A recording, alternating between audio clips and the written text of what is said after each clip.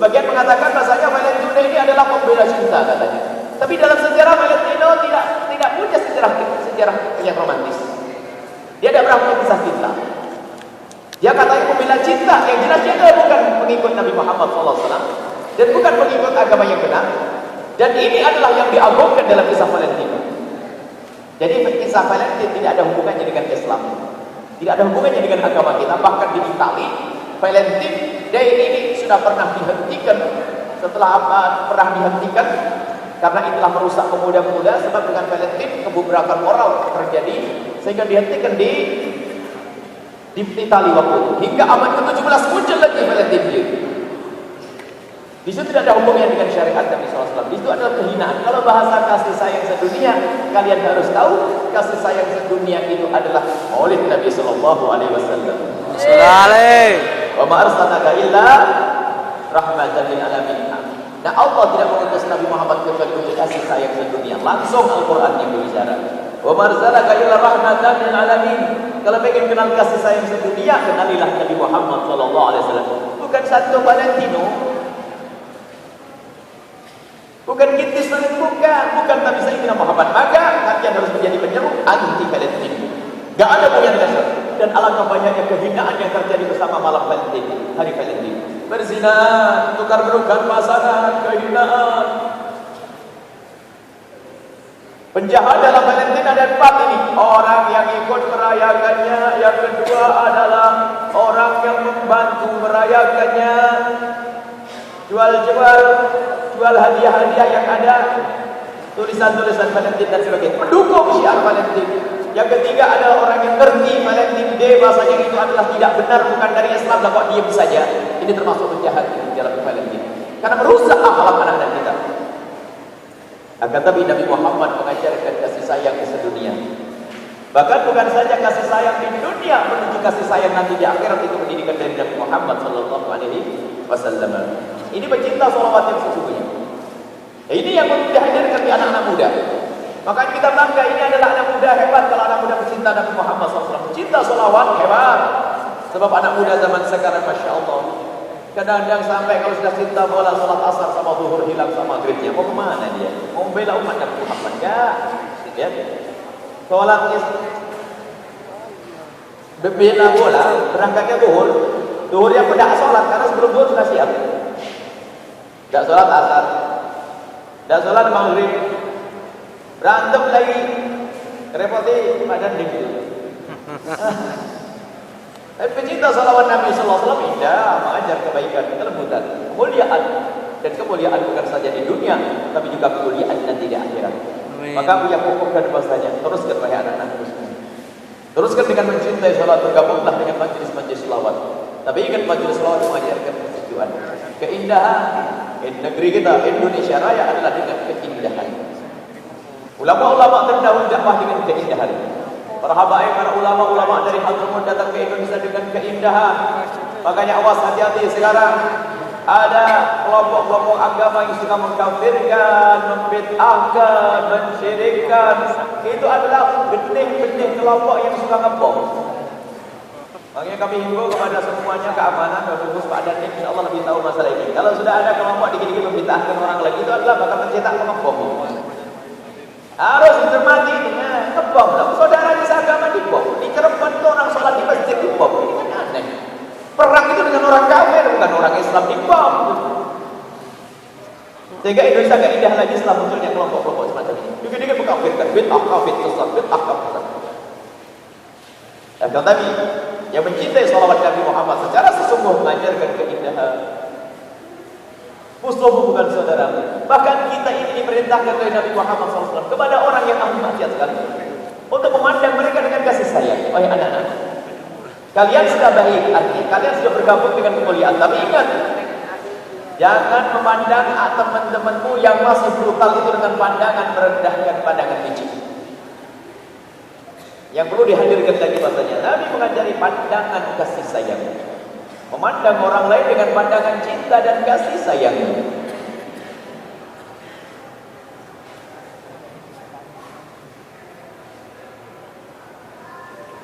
Syukur, terima kasih. Terakhir. Kalau bagus.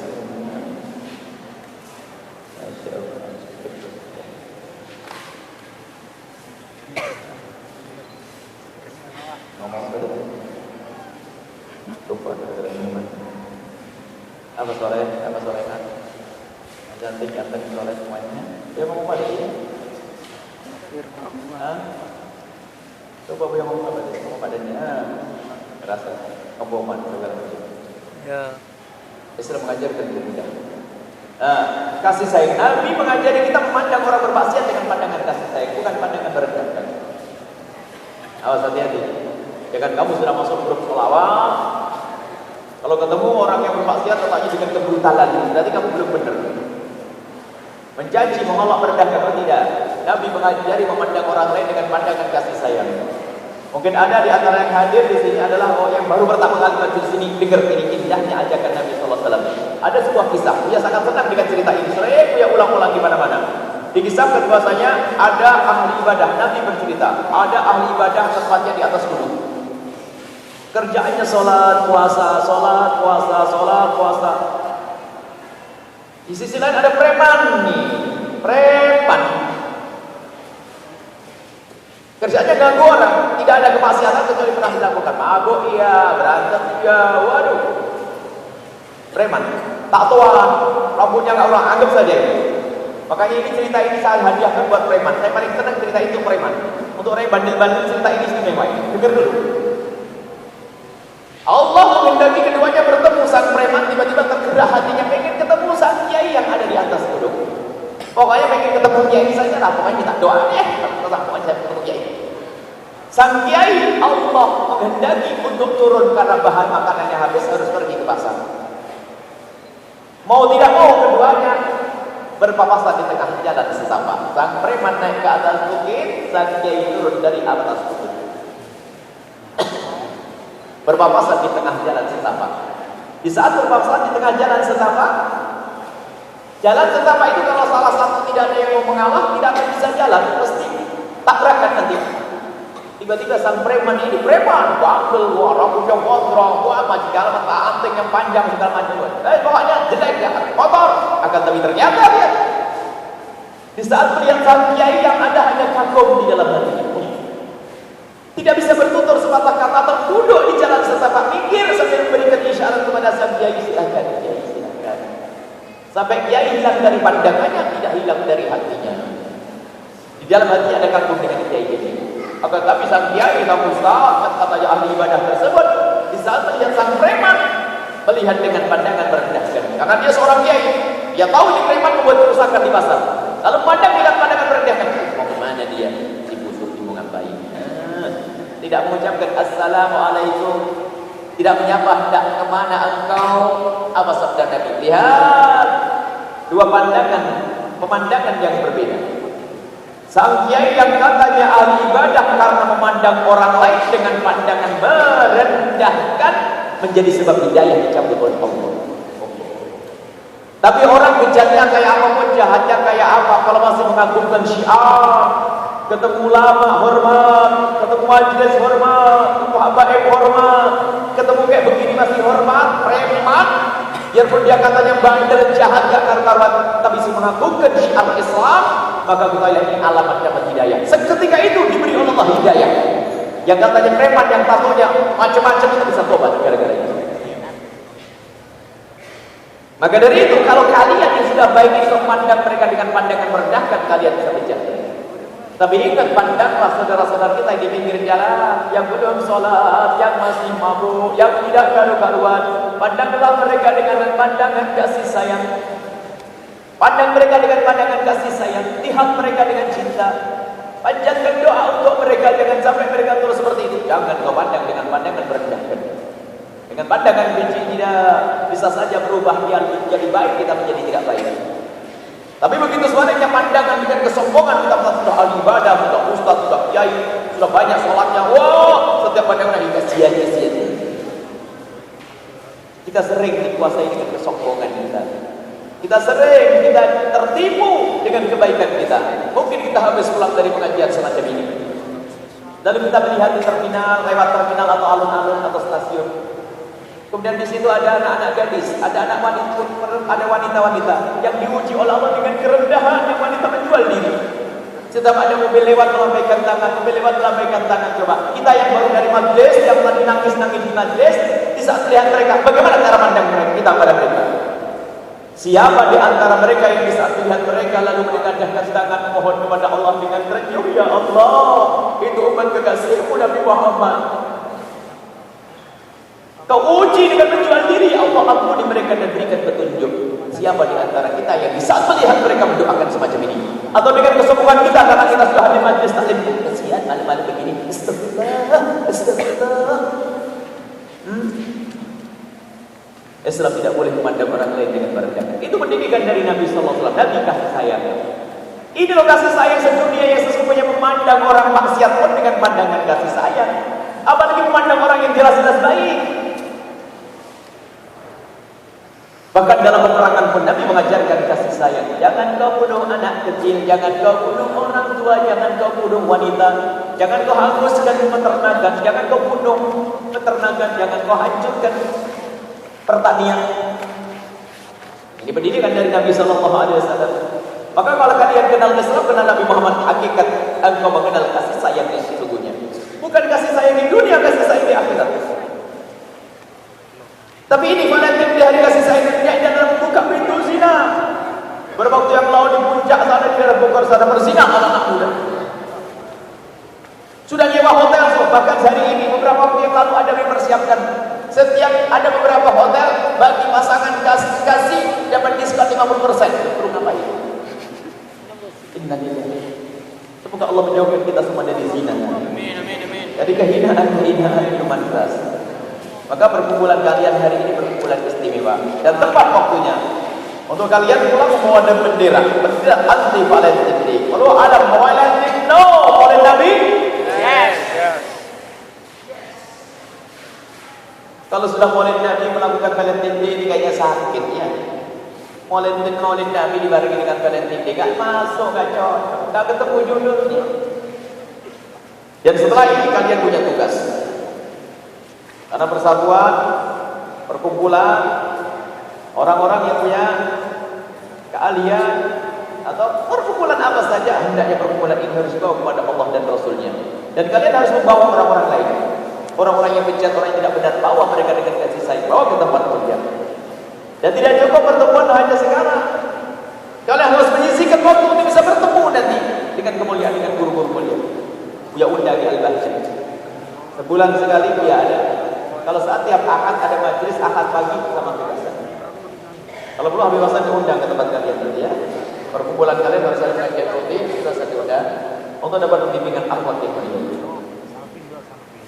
Putri-putri yang soleh. Amin. Kemuliaanmu adalah saat kalian bisa menjadi korban. Wanita adalah kemuliaan yang saat mengenakan baju yang soleh. Ini kemuliaan yang sesungguhnya. Kecantikanmu adalah boleh bukan untuk kalian panjang, kalian pamerkan. Makanya kerudung wanita inilah kemuliaan. Adapun kerudungnya anak-anakku yang pria ini, kerudungmu adalah bagaimana kalian menjaga pandangan.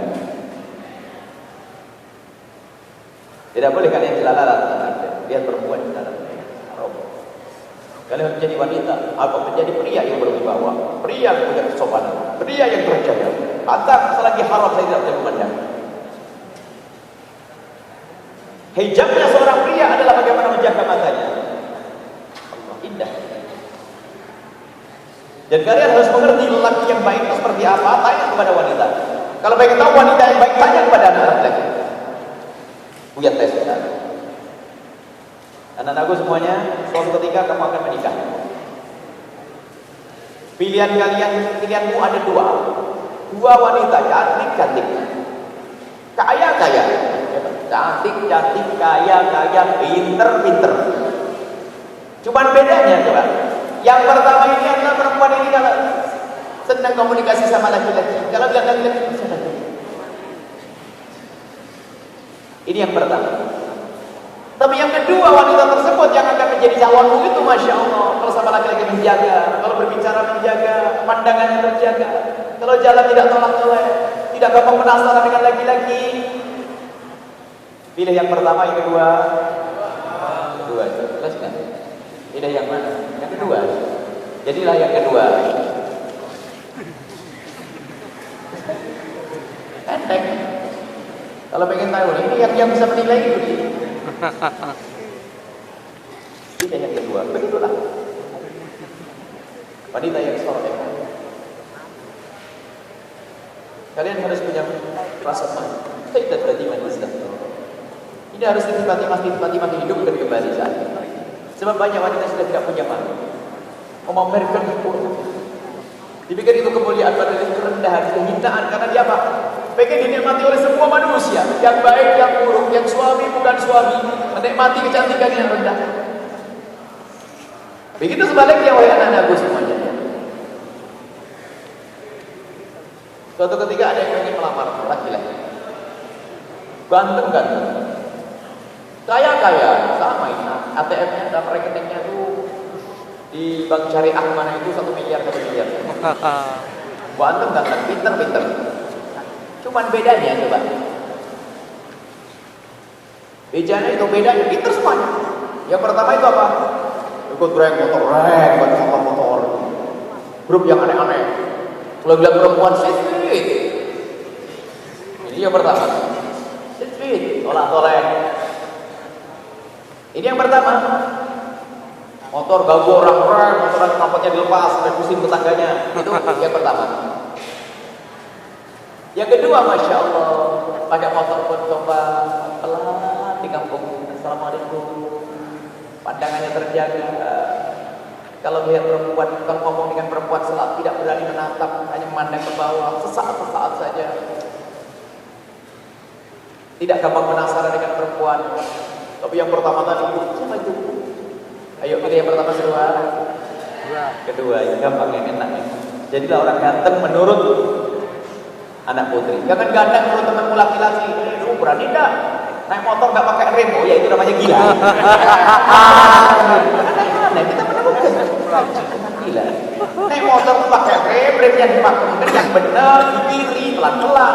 Udah kok mati sangit nasib. Mati sangit. Ada manusia-manusia semacam itu, tapi tidak ada di sini. Ini hebat semuanya. Amin. Amin. Pandangan terjaga. Jangan mudah ngobrol pandangan. Jaga betul-betul. Kalian menjaga. Kalian menjaga ini wasiat yang Rasulullah wanita-wanita. Sebelum wafat Nabi Muhammad berwasiat as-salah an-nisa.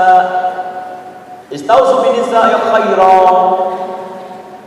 Jaga kehormatan wanita dan wanita sendiri harus menjaga kehormatan. Wanita yang punya rasa malu seperti Sayyidat Fatimah Az-Zahra. Putri Sayyidina Muhammad sallallahu alaihi wasallam. Bagaimana Sayyidat Fatimah Az-Zahra? Siti Fatimah rasa malunya tinggi lah kayak anakku. Allah. Inilah Fatimah berzaman. Amin. Amin. Kalau kalian mencintai Siti Fatimah, mungkin Siti Fatimah kelak di padang mahsyar kita terobohkan Siti Fatimah. Kalau dijadikan ke surga, amin. Sampai di sini dikisahkan Sayyidat Fatimah Az-Zahra. Siti Fatimah suatu ketika berada di depan rumah dengan Asma binti Umaysh. Yang biasa membantu Siti Fatimah adalah Asma binti Umaysh. Asma binti Umaysh itu adalah jandanya Sayyidina Ja'far At-Thayyib. Setelah Sayyidina Ja'far At-Thayyib meninggal, kemudian menjanda dia tinggal bersama Imam Ali bin Abi Thalib, menemani Sayyidat Fatimah Az-Zahra. Suatu ketika ada mayat yang lewat di depan rumah. Tiba-tiba Sayyidat Fatimah Az-Zahra menangis di saat melihat yang berada di depan rumahnya yang lewat. Menangis. Lalu Sayyidah Asma binti Umaysh bingung. Ya binta Rasulillah, wahai putri Rasulullah, kenapa kau menangis? Ada apa dengan mayat itu? Sayyidat Fatimah berkata, aku pun nanti kalau mati seperti itu pasti dibawa kubur seperti itu. Ya tentu semua orang mati harus dibawa kubur seperti itu. Oh, alangkah malunya aku. Alangkah malunya. Emang kenapa Sayyidat Fatimah? Setiap mayat yang dibawa kubur akan dibawa seperti itu. Oh, alangkah malunya aku. Kenapa? Dulu itu kalau orang meninggal dunia itu setelah dibungkus pakai kain kafan langsung digendong begitu. Gak ada keranda mayat, digendong berapa orang langsung dibawa ke kubur. Itu yang dilihat oleh Sayyidat Fatimah Az-Zahra. Oh, alangkah malunya aku. Nanti setelah aku mati, kemudian dibungkus dengan kain kafan lalu diangkat di atas kepala manusia. Oh alangkah malunya aku, lekuk-lekuk tubuhku pasti akan terlihat oleh manusia. Mikir lekuk tubuh setelah mati. Kemudian Sayyidah Asma binti Umayyah berkata, wahai putri Rasulullah, aku dulu pernah di Habasyah. Aku pernah tinggal di Habasyah, di situ aku melihat kalau ada orang meninggal dunia dibuatkan papan, ditaruh di atas papan, papan yang dikasih kayu dan dikasih tutup. Kalau istilahnya keranda, sehingga tidak akan terlihat lekuk tubuhnya. Ketika Sayyidah Asma, Sayyidah Fatimah terus senyum dengan wajah yang berseri-seri lalu berkata, ayah Asma, tolong kalau aku mati nanti aku berwasiat. Yang pertama adalah wasiatku, tolong aku buatkan keranda mayat seperti itu. Yang kedua, aku tolong kubur aku di malam hari agar tidak banyak orang melihat. Dan setelah Sayyidah Fatimah Zahra wafat, betul dibuatkan keranda mayat dan dikubur di malam hari. Sesuai dengan wasiatnya. Kenapa? Karena tidak ingin lekuk tubuhnya dilihat kaum pria. Sudah meninggal, memikir setelah mati. Oh, sekarang ada aku pecinta Nabi Muhammad masih hidup pamer lekuk-lekuk tubuh. Di mana ini? Ini solehah semuanya. Amin. Amin. Wanita istimewa adalah rasa risih kalau dirinya diperhatikan dengan oleh laki-laki. Kita menemukan wanita di Hadramut sana untuk kita pantang ada laki-laki belajar berjalan di belakang. Kalau lagi sepi ada laki-laki berjalan di belakangnya langsung minggir laki-laki. Dan pantang laki-laki berjalan di belakang perempuan. Kecuali pasar yang ribut begitu. Kalau ada di gang sempit, kalau ada laki-laki, kalau ada perempuan di depan tiga, kau nyatip atau berhenti biar jauh. Sebab kalau laki-laki berjalan di belakang perempuan, dia naudzubillah akan melihat sesuatu yang tidak boleh dilihat, mulai goyang, gerakan tubuh dan seterusnya. Perempuan harus punya rasa malu, jangan mau kalau disaksikan oleh laki-laki. Sampai pendidikan, wahai putriku yang salehah. Kalian mulia, jangan ada laki-laki berani-berani denganmu. Kalau suatu ketika ada laki-laki menyapamu dengan merendahkanmu, maka ambil sepatumu dan lempar ke timur. Dia mau ngajari gak benar, udah dia yang ngajari gak benar. Kalau sampai terbukti kalian melempar laki-laki yang kurang ajar tadi, sak kampung masyhur kita laki-laki solehah, yang lamar kamu sak kampung nanti. Istimewa, pasti lebih senang ini dia, ini nggak mau diganggu sama laki-laki, hebat. Dan laki-laki mulia adalah pandangan matanya. Sampai ada di Hadramut itu, di Trem itu ada kebiasaan. Sampai saya lupa cara nyambut. Jadi kalau ada perempuan itu, rumah itu tingkat. Jadi pakai besi, kedengaran dari atas, lalu ada kelompok begitu. Siapa? Kelompok pun ada penutup. Siapa? Gitu. Nah, maksudnya ada orang enggak dari bawah? Ada. Kalau ngomong ada itu pun tidak pakai bahasa yang kemenyek, bikin orang pusing itu kan. Menjawab dengan kalimat yang ada hurufnya seperti huruf O gitu. Sekiranya tidak bentuk ganjen kemenyek enggak kan? Misalnya bukan apa ya? Ada saja masih banyak ado gitu saja. Gimana? Pokoknya pakai huruf O yang sekiranya suara perempuan itu tidak terlihat seperti suaranya orang yang kemenyek. Kemenyek ya. Kemenyek kan Jawa Timur bahasanya. Apa ganjen? Kalau telepon pun dengan suara yang berwibawa, bukan suara ganjen desah-desahan. Perempuan rendah tuh. Tapi kalian adalah wanita mulia. Ini pendidikan di sini. Dan kalian pria yang memuliakan wanita. Senang dengan kalian kumpul di sini kalian untuk menjadi wanita kalian. Pria yang mulia memuliakan wanita, menjaga kehormatan mereka.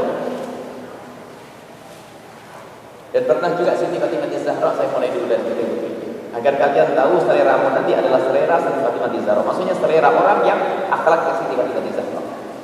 Suatu ketika Sayyidina Imam Ali pernah ditanya di hadapan sahabat-sahabat Nabi, wahai sahabat-sahabatku, wanita yang paling bagus itu kayak apa? Nabi bertanya begitu. Para sahabat Nabi ya macam-macam, ada yang jawab paling banyak sholatnya, paling ingat. Akhirnya semuanya pada pulang, termasuk Sayyidina Imam Ali belum bisa menjawab sampai pulang. Sayyidat Fatimah Zahra wanita solehah, kalau suaminya pulang pertanyaannya apa? Wahai suamiku, apa yang kau dapat dari Rasulullah? Bukan dapat duit berapa, Pak? Gitu kan? Apa yang kau dapat dari Rasulullah? Tiba-tiba akhirnya bercerita Sayyidina Ali, aku mendapatkan pertanyaan dari Rasulullah, wanita yang paling bagus itu seperti apa sih? Sayyidah Fatimah Zahra tersenyum dan membisikkan kepada suaminya. Sayyidina Ali wajahnya bersenyum. Aku bakal disanjung ya Rasulullah. Dapat jawaban istimewa dari Sayyidah Fatimah Zahra. Di esok harinya waktu Sayyidina Ali kumpul dengan Rasulullah, Rasulullah menanyakan kembali, ayo siapa bisa menjawab? Siapa perempuan yang paling baik itu kayak apa? Saya yang jawab ya Rasulullah. Apa ya Ali? Wanita yang paling baik adalah wanita yang tidak melihat laki-laki dan tidak melihat laki-laki. Rasulullah tersenyum. Siapa yang ngajari ini? Siapa yang ngasih bocoran? Ya. Siapa lagi ya Rasulullah kalau bukan putrimu yang sangat mulia ini ya Rasulullah? Benar, perempuan yang baik adalah yang tidak pernah melihat laki-laki dan tidak pernah melihat laki-laki. Maknanya tidak pernah melihat bagaimana? Bukan tidak melihat, artinya apa? Tidak biasakan melihat dengan pandangan yang khayal. Oh, seandainya, oh, bibirnya, oh, hidungnya, oh. Ini banyak perempuan rendah itu kalau lihat laki-laki sudah berkhayal kemana-mana. Sampai sudah menikah pun karena sudah jiwanya kotor seperti itu. Sampai suatu ketika ada seorang wanita bertanya kepada kami, Buya, gimana sih hukumnya kalau saya digauli oleh suami saya, lalu saya membayangkan bintang film India aja, ini sakit. Kalian boleh melihat lagi-lagi, tapi jangan sampai terbayang, oh berandai khayal. Itu. Jadi memandang secukupnya, kalau itu gurumu secukupnya, setelah itu selesai. Bukan berhayal yang macam-macam sampai menghidupkan syahwat dan sebagainya, bukan. Dan tidak dilihat oleh laki-laki bukan kamu tidak merasa risih. Makanya ini kesimpulannya. Kalau kalian sudah bisa merasa risih bisa dilihat kaum laki-laki, kalian sudah tahu kadar kemuliaannya. Tapi kalau kalian masih bingung salah tingkah, disapa sekali saja sudah bingung olehnya 4 kali, perempuan murah. Neng, ya, mau dipanggil lagi. Murah benar ya perempuan. Kalau dia disanjung ada cantiknya, oh mukanya merah, putih, kuning, hijau, yes, perempuan rendah. Kalau kalian disanjung lagi-lagi, apaan kau nyanjung saya? Apa urusanmu? Sampai ke kementerian lagi-lagi, oh hebat. Nah, istrimu tuh kayak begitu nanti. Amin. Amin. Oh, iya, bukan perempuan murahan, belum disapa sudah datang duluan. Ya, disapa sekali teleponnya 4 kali. Enteng juga, jangan bukan selera. Kalian laki-laki mulia, insyaallah wanita yang mulia. Maka teruskan bulan mulia ini. Maka yang mulia perhatikan nanti hubungan kalian. Hubungan perempuan dengan laki-laki harus terjaga. Awas jangan merusak hubungan yang baik ini. Hubungan di majlis ya Nabi Muhammad semacam ini harus kalian jaga sampai kalian kelak digiring bersama Nabi Muhammad. Jangan kau nodai dengan syahwatmu, jangan kau nodai dengan bisikan-bisikan setan di hati di telingamu. Hubunganmu di karena Allah dan Rasulnya dia. Jangan sampai melakukan sesuatu yang diharamkan. Hubungan laki-laki baik pacaran dan sebagainya. Jawabannya hanya nikah. Maka sekarang dia suarakan sekarang. Pacaran no nikah. Yes. Ulangi. Pacaran no nikah. Yes. Valentine no oleh Nabi. Yes. Yes. Besok suarakan. Pacaran. No. Pacaran. No. Pacaran. No. Nikah. Yes. Ayo. Pacaran itu adalah bisikan. Pacaran itu gaya hidupnya orang-orang kafir. Dan na'udzubillah kalau sudah terjerumus dalam zina, na'udzubillah kehinaan di hadapan Allah. Agar tapi siapapun yang pernah terpleset dalam hina dan busuknya zina, pintu maaf Allah sangat luas. Ayo kembali kepada Allah. Tapi kalian yang muda ini, ayo jaga itu semuanya. Dimulai dari menjaga mata. Menjaga mata kalian. Kalian jangan suka melihat yang haram. Zaman sekarang zaman rusak HP, televisi dan sebagainya, banyak film yang tidak karu-karuan. Cinta Nabi Muhammad tidak boleh rusak dengan itu. Punya HP untuk komunikasi, menyebarkan berita tentang maulid Nabi, tentang majlis. Akan tapi kalau sudah lihat gambar yang haram, cuman dia itu deg-degan, masya Allah. Ada sebagian grup-grup, kita ikut grup macam-macam. Ada grup reuni kawan-kawan di mana, ada grup ini, ada grup asal dan khususnya yang grup yang bukan kalangan ustaz itu. Ini biasanya sering muncul gambar-gambar yang tidak karu-karuan. Kita harus keluar. Kenapa HP saya harus saya motorin? Jadi kalau kalian punya grup WA harus kalian dijaga. Ada aturan, dilarang mengirim foto-foto yang membangkitkan syahwat. Kalau tidak langsung di blok.